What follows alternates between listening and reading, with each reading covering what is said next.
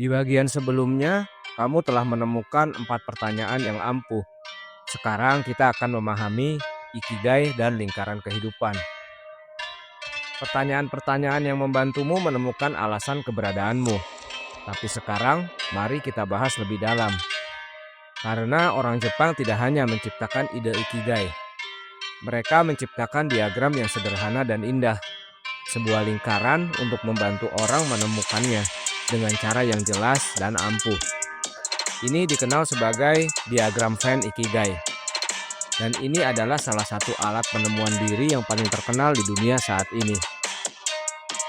Tetapi sebelum kita membahas bagian-bagiannya, izinkan saya menjelaskan ide di baliknya. Bayangkan, hidupmu adalah sebuah teka-teki. Kamu bukan hanya pekerjaanmu, kamu bukan hanya mimpimu, kamu bukan hanya bakat atau tanggung jawabmu. Kamu adalah kombinasi dari semua hal ini. Dan ketika mereka terhubung dengan cara yang tepat, kamu merasa utuh, kamu merasa damai, kamu merasa memiliki tujuan. Kamu merasakan sukacita yang lebih dalam daripada sekedar kebahagiaan. Itulah yang lingkaran ini bantu kamu temukan. Sekarang saya menjelaskan keempat bagian itu, tetapi kali ini dengan cara yang lebih mendalam, dengan pemahaman yang lebih baik. Yang pertama, apa yang kamu cintai, gairahmu. Ini adalah sesuatu yang mengisimu dengan energi. Kamu lupa waktu ketika melakukannya. Kamu merasa hidup, kreatif, dan bebas. Kamu tidak membutuhkan motivasi ketika melakukannya, karena kamu melakukannya dengan cinta. Tetapi gairah saja tidak cukup. Ada banyak orang yang mencintai melukis, menulis, atau menari. Tetapi mereka kesulitan karena mereka tidak dapat mengubahnya menjadi kehidupan yang utuh.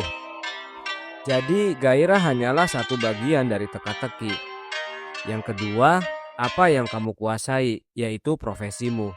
Sekarang bayangkan kamu benar-benar terampil dalam sesuatu. Mungkin itu mengajar, membuat kode, atau mendesain. Ini adalah profesimu. Ini adalah hal yang dapat kamu lakukan lebih baik daripada kebanyakan orang. Tetapi terkadang orang pandai dalam hal-hal yang tidak mereka cintai.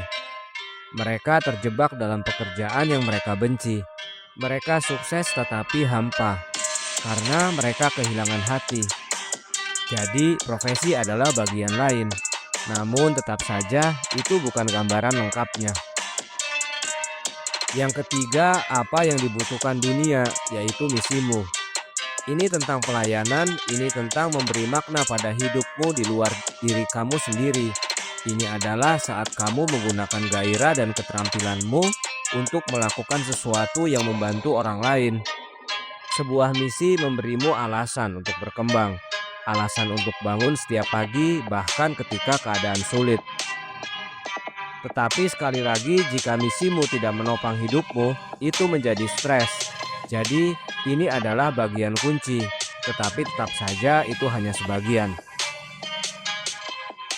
Yang keempat, apa yang dapat kamu peroleh bayarannya, yaitu panggilanmu. Disinilah tujuan bertemu dengan stabilitas. Disinilah kamu menggunakan bakatmu untuk mencari nafkah. Tanpa ini, kamu mungkin berjuang dengan kekhawatiran finansial. Kamu mungkin merasa tersesat, bahkan jika kamu mencintai apa yang kamu lakukan. Karena kita semua perlu menghidupi diri sendiri dan keluarga kita. Dengan cara tertentu, panggilan adalah caramu untuk bertahan hidup. Dengan bermartabat, sekarang perhatikan apa yang terjadi ketika keempat hal ini terhubung. Jika kamu menggabungkan apa yang kamu sukai dan apa yang kamu kuasai, tetapi tidak membantu orang lain, kamu merasa puas.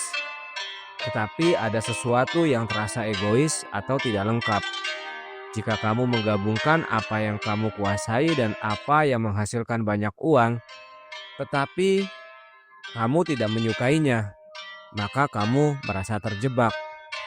Jika kamu menggabungkan apa yang dibutuhkan dunia dan apa yang kamu dapatkan bayarannya, tetapi kamu tidak pandai dalam hal itu, kamu merasa seperti penipu.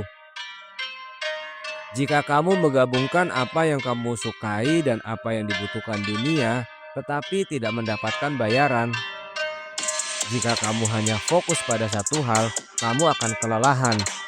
Tetapi ketika keempatnya terhubung, ketika kamu melakukan sesuatu yang kamu suka, sesuatu yang kamu kuasai, sesuatu yang membantu orang lain, dan sesuatu yang menopang hidupmu, itulah ikigaimu, itulah lingkarannya. Itulah pusatmu, disitulah jiwamu akhirnya merasa betah. Saya berikan contoh, David seorang koki berusia 45 tahun. David tumbuh dengan mencintai makanan. Sebagai seorang anak, ia menyaksikan neneknya memasak pasta segar setiap hari Minggu. Ia mulai memasak bersamanya, ia menyukainya. Ia merasa hidup, itulah gairahnya. Kemudian selama bertahun-tahun, ia menjadi sangat mahir dalam hal itu. Ia belajar, berlatih, membuka dapur kecil. Orang-orang menyukai masakannya, itulah profesinya. Tetapi David tidak hanya ingin menghasilkan uang, ia ingin memberikan sesuatu yang lebih. Jadi ia memulai program kecil untuk mengajari anak-anak muda dari keluarga miskin cara memasak, memberi mereka keterampilan dan kepercayaan diri. Itulah misinya. Ia menghasilkan cukup uang dari restorannya dan kelas-kelasnya. Itulah panggilan hidupnya. Jadi sekarang David bangun pagi, memasak dengan gembira, mengajar dengan penuh kasih dan hidup dengan damai. Bukan hanya karena karirnya, tetapi karena ia hidup di pusat lingkaran ikigainya. Mengapa lingkaran ini begitu penting? Karena banyak orang menjalani seluruh hidup mereka hanya di satu sudut. Beberapa hidup dalam gairah tanpa penghasilan dan berjuang dengan uang. Beberapa hidup dalam profesi tanpa cinta dan merasa hampa. Beberapa hidup dalam misi tanpa keterampilan dan merasa tidak aman. Beberapa hidup dalam panggilan hidup tanpa tujuan dan merasa terjebak. Tetapi mereka yang hidup dengan ikigai, mereka hidup di pusatnya. Dan itulah mengapa para lansia Jepang bahkan pada usia 90 tahun masih bangun pagi, berkebun, memasak, berbicara, berjalan, mengajar, melukis, menari, bernyanyi. Bukan karena mereka harus, tetapi karena mereka ingin. Karena mereka telah menemukan alasan untuk hidup. Itulah keajaiban lingkaran ikigai. Ini bukan hanya diagram, ini adalah cermin. Ini menunjukkan siapa dirimu dan siapa dirimu seharusnya. Dan sekarang setelah kamu memahami lingkaran itu, mari kita beralih ke sesuatu yang lebih dalam lagi.